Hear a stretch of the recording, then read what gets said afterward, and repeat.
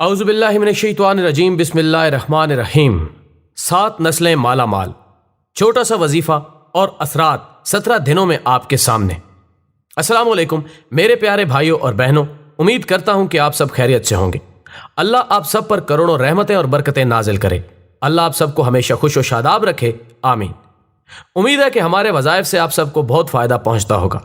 آج میں آپ کے لیے ایک بہت ہی مجرب وظیفہ لے کر آیا ہوں۔ یہ ایک چھوٹا سا اور آسان سا وظیفہ ہے۔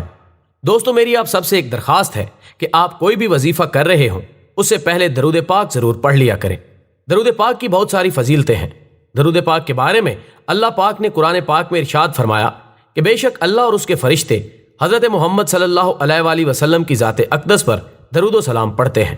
اے ایمان والو، تم بھی حضرت محمد مصطفیٰ صلی اللہ علیہ وآلہ وسلم کی ذات اقدس پر درود و سلام پڑھا کرو۔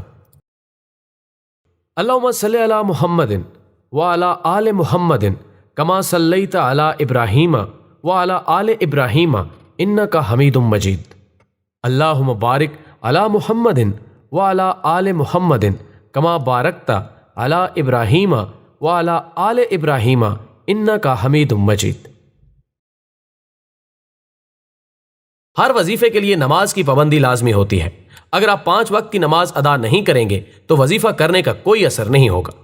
آج کا وظیفہ ایسا وظیفہ ہے جس کی برکت سے اللہ پاک رزق کے ایسے ایسے دروازے کھول دیتے ہیں کہ انسان کے خود وہم و گمان میں بھی نہیں ہوتا۔ وظیفہ یہ ہے کہ روزانہ بعد نماز عشاء 2 رکعت نفل صلاۃ حاجت پڑھ لیا کریں، اور نماز حاجت پڑھتے ہوئے آپ نے اپنی حاجت کی نیت کرنی ہے۔ نیت کچھ اس طرح سے کرنی ہے: اے میرے مالک، میں بہت زیادہ پریشان حال ہوں، بہت زیادہ مایوس ہوں۔ اے میرے مالک، تو مجھے اس دنیا میں کسی کا مقروض نہ کرنا، مجھے اپنی غیبی خزانے میں سے اتنا نوازنا کہ میں تیرے راستے میں خرچ کر سکوں۔ یہ نیت کرنے کے بعد 2 رکعت نماز حاجت ادا کریں۔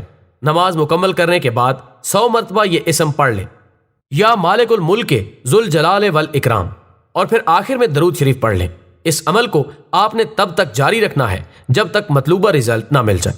خیال رہے کہ مکروہ وقت میں یہ عمل نہ کیا جائے۔ خواتین اپنے ایام مخصوصہ میں یہ عمل نہ کریں۔ پاک صاف ہو کر ہی یہ عمل کیا جا سکتا ہے۔ انشاءاللہ آپ کو واضح فرق نظر آئے گا۔